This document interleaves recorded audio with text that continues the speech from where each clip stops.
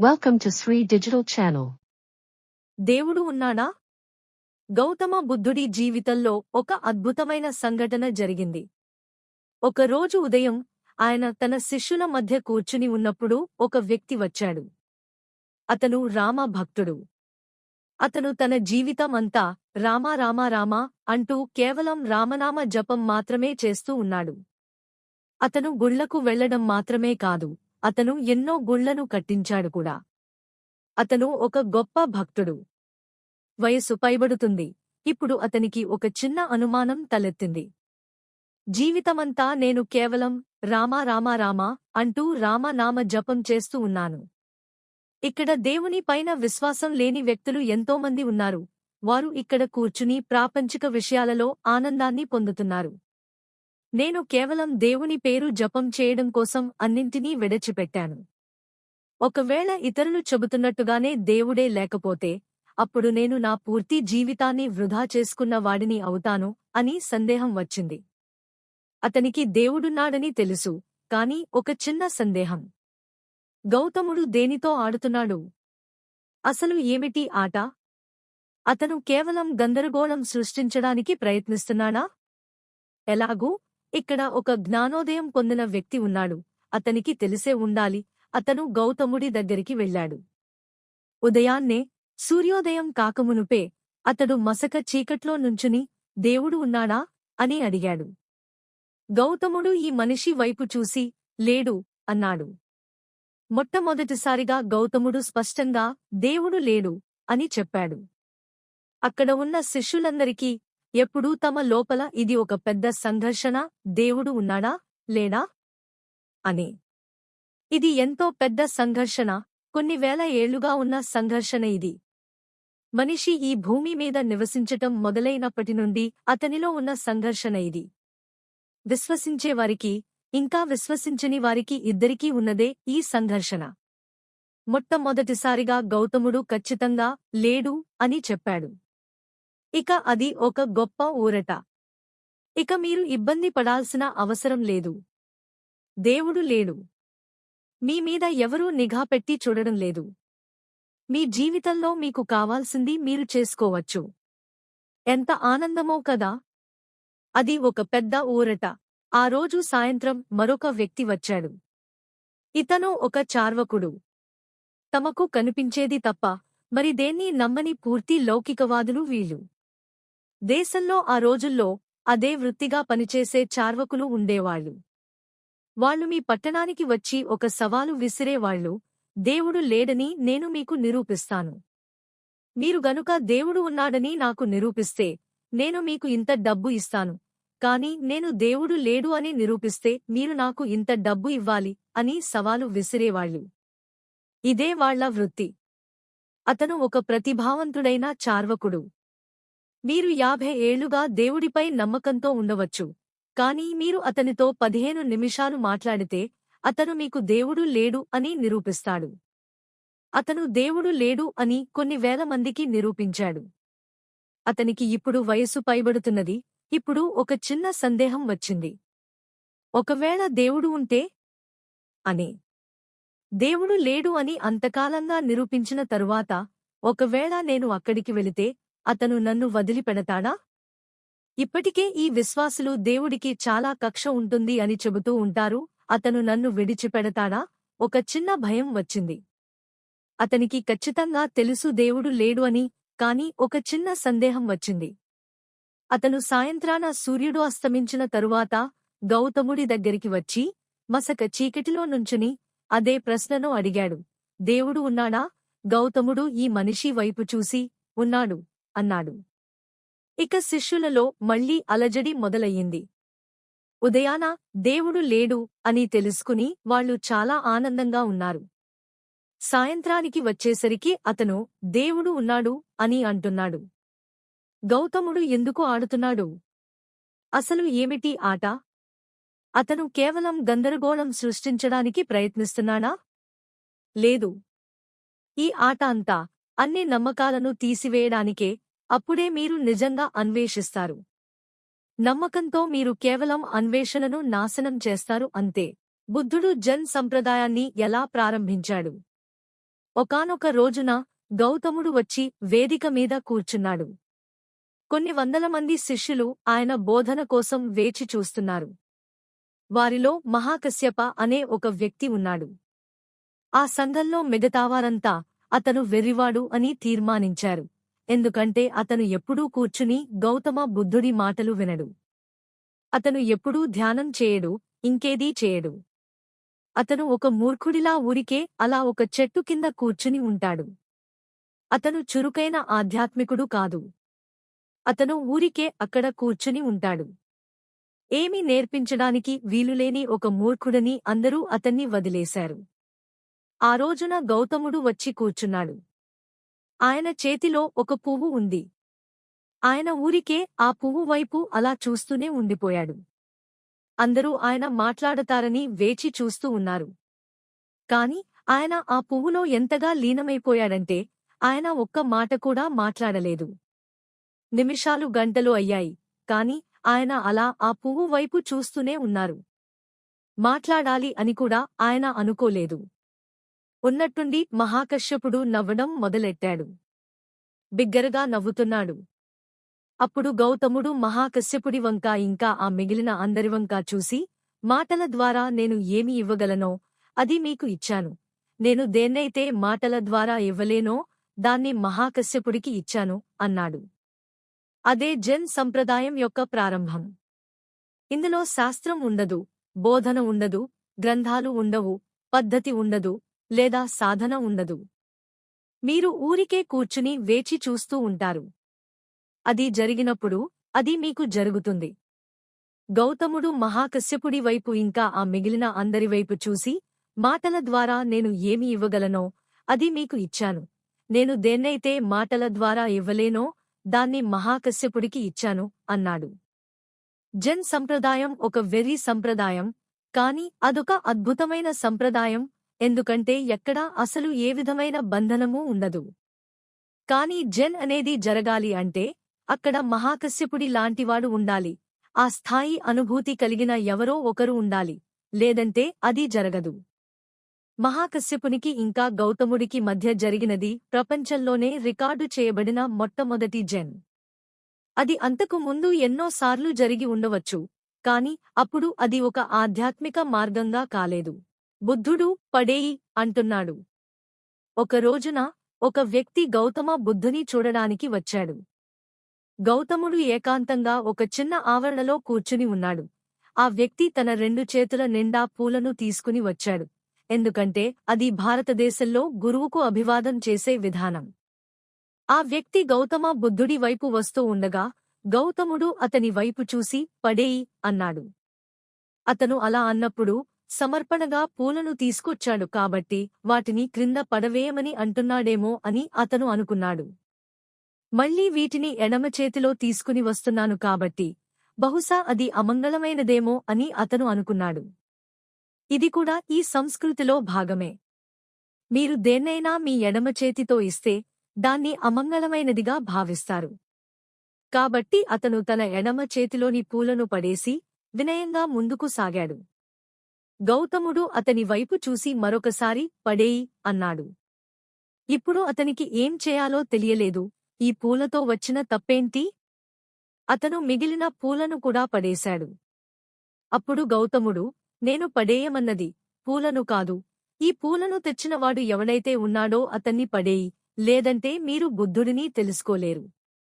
మీరు వస్తారు, నమస్కారం చేస్తారు, వింటారు, వెళతారు, కాని మీరు ఆత్మజ్ఞానం పొందిన వ్యక్తితో ఉండటం అంటే ఏంటో తెలుసుకోలేరు. మీరు ఈ సంభావ్యతను పూర్తిగా కోల్పోతారు. ప్రస్తుతం మీరు దేన్నైతే నేను అని అంటున్నారో అది కేవలం ఆలోచనల, భావోద్వేగాల, మనోభావాల, అభిప్రాయాల ఇంకా విశ్వాసాల సమాహారం మాత్రమే. మీరు దాన్ని పడేయకపోతే ఇక కొత్త సంభావ్యతకు ఆస్కారం ఎక్కడా? మీరు మీ జీవితంలోకి ఒక పూర్తిగా సరికొత్త పార్శ్వాన్ని తీసుకురావాలి అనుకుంటే మీరు దాన్ని పడేయాలి, మరొక దాన్ని కాదు. మీ పనిని వదిలేయడం, మీ కుటుంబాన్ని వదిలి వెళ్లటం, లేదా దాన్ని వదిలేయటం వల్ల ఏమీ కాదు. ప్రస్తుతం మీరు దేన్నైతే నేను అని అంటున్నారో అది కేవలం ఆలోచనల, భావోద్వేగాల, మనోభావాల, అభిప్రాయాల ఇంకా విశ్వాసాల సమాహారం మాత్రమే. మీరు దాన్ని పడేయకపోతే ఇక కొత్త సంభావ్యతకు ఆస్కారం ఎక్కడా? మీరు కేవలం పాతవాటినే కొత్త విషయాలతో అలంకరణ చేయాలనుకుంటున్నారా? అది మీకు పని చేయదు. అది విషయాలను మరింత కష్టతరంగా చేస్తుంది. కాని మీరు పడేద్దాము అనుకున్నంత మాత్రాన అది పడిపోదు. కాబట్టే ఈ పడిపోవటం అనేది జరిగేలా చేయడానికి అవలంబించవలసిన విధానాలు, ప్రక్రియలు ఉన్నాయి. బుద్ధుడు ఒక సన్యాసిని ఒక వేశ్య దగ్గరకు ఎందుకు పంపించాడు? గౌతమ బుద్ధుడు, ఆయన శిష్యులు నిరంతరం గ్రామం నుండి గ్రామానికి, పట్టణం నుండి పట్టణానికి పయనిస్తూనే ఉండేవారు. అతను వెళ్ళినప్పుడల్లా అతనితో పాటు 2000 నుంచి 3000 మంది సన్యాసులు ఉండేవాళ్లు.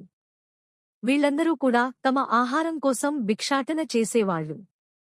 భారతదేశంలోని సంస్కృతి ఏమిటంటే, ఒక ఆధ్యాత్మికుడు మీ ద్వారం వద్దకు వచ్చి ఆహారం కోసం అడిగితే, ఆఖరికి మీ సొంత పిల్లలు తినకపోయినా సరే, మీరు ముందు ఆయనకు ఇవ్వాలి. ప్రజలు ఈ విధంగా ఉన్నప్పుడు అతను 2-3 మంది సన్యాసులతో ఒక పట్టణంలోకి వెళ్ళినప్పుడల్లా ఉన్నట్టుండి ఆ పట్టణవాసుల మీద భారం పడేది. కాబట్టి అతను ఒక నియమం పెట్టాడు. వాళ్లు ఎప్పుడూ ఒకే చోట 2-3 రోజులకు మించి ఉండకూడదు, ప్రజల మీద భారం పడకుండా ఉండడం కోసం.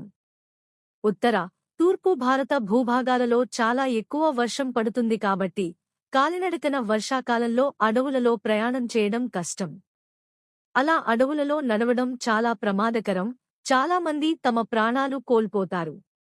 అందుకే ఆ సమయంలో వారు ఏదైనా ఎక్కువ ఇళ్లు ఉన్న పట్టణంలో బస చేస్తారు. పగటిపూట ఆ సన్యాసులు భిక్షాటన కోసం వెళ్లేవాళ్లు. ఆనంద తీర్థుడికి ఒక వేశ్య ఎదురయ్యింది. ఆమె అతనికి భిక్ష ఇచ్చి, పొడుగైన, అందమైన అతని వైపు చూసి, సన్యాసులు ఆశ్రయం కోసం చూస్తున్నారని విన్నాను. మీరు నా ఇంట్లో ఎందుకు ఉండకూడదు? అంది. ఆనంద తీర్థ, ఎక్కడ ఉండాలి అనే విషయం నేను బుద్ధుణ్ణి అడగాలి అన్నాడు. ఆమె చాలా గట్టిగా, ఓ నువ్వు నీ గురువుని అడగాలా? వెళ్ళి అతన్ని అడుగు, అతను ఏమంటాడో చూద్దాం అంది. ఆనంద గౌతముడి దగ్గరకు వెళ్లి తను తెచ్చిన భిక్ష అతని కాళ్ల వద్ద ఉంచాడు. ప్రతివారూ వెళ్లిన చోట ఆహారాన్ని ఇంకా ఆశ్రయాన్ని వెతుక్కోవడం సంప్రదాయం కాబట్టి, ఆనంద, ఈ స్త్రీ నన్ను ఆహ్వానిస్తోంది, నేను అక్కడ ఉండవచ్చా అని అడిగాడు. గౌతముడు, ఆవిడ నిన్న ఆహ్వానిస్తున్నప్పుడు నువ్వు వెళ్ళి అక్కడ ఉండి తీరాలి అన్నాడు. ఆ మాట విన్నప్పుడు అతని చుట్టూ ఉన్న ఆ పట్టణవాసులు వ్యతిరేకించారు. ఇదేంటి? ఒక సన్యాసి ఒక వేశ్య ఇంట్లో ఉండటమా?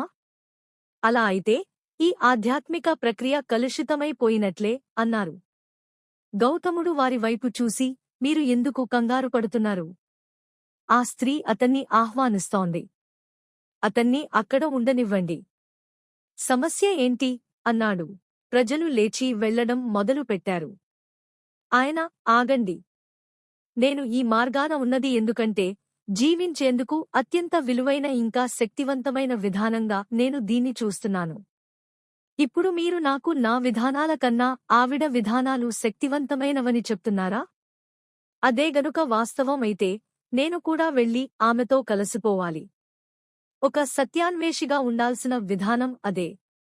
మీరు ఏదైనా మరింత ఉన్నతమైనది చూస్తే మీరు దానికే వెళ్ళాలి అంటాడు. ప్రజలకు చాలా కోపం వచ్చింది, చాలామంది వెళ్లిపోయారు కూడా. కాని ఆనంద ఆవిడతోనే ఉన్నాడు. వర్షాల కారణంగా చలి పెరిగింది. అతను కేవలం ఒక పలుచని వస్త్రం మాత్రమే ధరించి ఉన్నాడు. ఆవిడ అతనికి ఒక చక్కని పట్టు వస్త్రాన్ని ఇచ్చింది. అతను అది కప్పుకున్నాడు. ఇది చూసి అతను పెడదారి పడడానికి ప్రజలు దీన్ని రుజువుగా తీసుకున్నారు. ఆమె అతనికే మంచి ఆహారం వండింది. అతను భోజనం చేశాడు. సాయంత్రం ఆమె అతని కోసం నృత్యం చేసింది. అతను అత్యంత ఏకాగ్రతతో చూస్తూ ఉన్నాడు. ప్రజలు ఆ సంగీతాన్ని విన్నప్పుడు వాళ్ళు అతను పతనమైపోయాడు అనుకున్నారు. కాలం గడిచింది. వర్షాకాలం అయిపోయాక ఇక బయలుదేరవలసిన సమయం వచ్చినప్పుడు ఆనందుడు గౌతమ బుద్ధుడి దగ్గరికి ఒక ఆడ సన్యాసితో వచ్చాడు. ఇది సత్యమార్గంలో ఉండటంలోని శక్తి. బుద్ధుడిని ఒక తల్లి తన చనిపోయిన కుమారుడిని బ్రతికించమని అడుగుతుంది. ఒకానొక రోజున 3 పిల్లలు గల స్త్రీ ఒకరు భర్తను కోల్పోతుంది. ఆమె సహజంగానే శోకంలో మునిగిపోయింది. ఆ తరువాత ఆవిడ ఆ ముగ్గురు పిల్లలే తన ప్రాణంగా చూసుకుంటూ ఉంది. కాని 1 సంవత్సరం తర్వాత వారిలో పెద్ద కుమారుడు చనిపోతాడు. ఆ తర్వాత వెంటనే రెండో కుమారుడు చనిపోతాడు. ఇక తనకు మిగిలిన ఒకే ఒక్క కుమారుణ్ణి తన ప్రాణంగా చూసుకుంటూ ఉంటుంది. కాని ఆ తర్వాత ఈ పిల్లవాడు కూడా చనిపోతాడు. దీన్ని భరించలేక ఆమె ఆ చిన్న పిల్లవాడి మృతదేహాన్ని తీసుకుని గౌతమ బుద్ధుని వద్దకు వస్తుంది. మీరు, మీ ఆధ్యాత్మికత అంతా వ్యర్థం. మీరు నా పిల్లవాడిని తిరిగి బ్రతికించకపోతే అవన్నీ అర్థంలేని విషయాలే. నా భర్త చనిపోయాడు, ఎలాగోలా దాన్ని భరించాను. నా మొదటి కుమారుడు చనిపోయాడు, ఆ తర్వాత రెండోవాడు కూడా. అయినా నేను నిలదొక్కుకున్నాను. ఇప్పుడు ఆఖరి కొడుకు కూడా పోయాడు. మీరే గనక నిజమైతే ఇప్పుడు ఈ పిల్లవాడిని తిరిగి బ్రతికించడం ద్వారా రుజువు చేసుకోండి అంది. ఆమె, మీరు, మీ ఆధ్యాత్మికత అంతా వ్యర్థం. మీరు నా పిల్లవాడిని తిరిగి బ్రతికించలేకపోతే అవన్నీ అర్థంలేని విషయాలే అంది. గౌతముడు ఆమె వంక చూశాడు. భావోద్వేగంతో ఉన్న ఈ స్థితిలో ఏమి చెప్పినా, ఏమి చేసినా లాభం లేదు అని అతనికి తెలుసు. కాబట్టి అతను, నేను నీ పిల్లవాడిని తిరిగి బ్రతికిస్తాను. నువ్వు వెళ్ళి నాకోసం అసలు చావే చూడని ఇంటి నుండి కాసిని నువ్వులు తీసుకురా అంటాడు. ఈ పిల్లవాడి మృతదేహాన్ని తీసుకుని అసలు చావే ఎరుగని ఇంటికోసం వెతుకుతూ ఇంటింటికి వెళ్తుంది. పట్టణం మొత్తం తిరిగాక ఆవిడ ఆ విధంగా ఒక్క ఇల్లు కూడా లేదు అని గ్రహిస్తుంది. ఆవిడ ఆ మృతదేహానికి చేయాల్సిన కర్మలు చేసి తిరిగి వచ్చి గౌతమ బుద్ధుడి ముందు కూర్చుంటుంది. ఆ తర్వాత తన జీవితకాలమంతా ఆమె అతని వద్దే ఉంటుంది. బుద్ధుడు ఎలా చనిపోయాడు? బుద్ధుడు విషప్రయోగం వల్ల చనిపోతాడు. అతని ఆహారంలో విషాన్ని కలుపుతారు. దాన్ని తిన్నాక ఆ విషయం తెలుసుకుంటాడు. ఇంకా దాన్ని తప్పించుకోలేం అని అతనికి తెలుసు. ఆ ఆతిథ్యం ఇచ్చినవారు బుద్ధునికి, ఇంకా అతనితో పాటు ఉన్న సన్యాసులందరికీ అన్నం వండుతారు. మీరు నాకు అద్భుతమైన ఆహారం ఇచ్చారు. నేను దాన్ని తీసుకున్నాను. కాని నా శిష్యులు ఈ ఆహారాన్ని జీర్ణించుకోగలరని నేను అనుకోవడం లేదు. నేను తిన్నాను కాబట్టి మీరు ఇచ్చిన ఆతిథ్యంతో మీరు సంతృప్తి పడాలి. నా వారికి అది పెట్టకండి అంటూ ఆయన ఒరిగిపోతాడు. అతను ఇంకా చనిపోలేదు, కాని అనారోగ్యంతో పడిపోయాడు. శిష్యులు గుమిగూడతారు.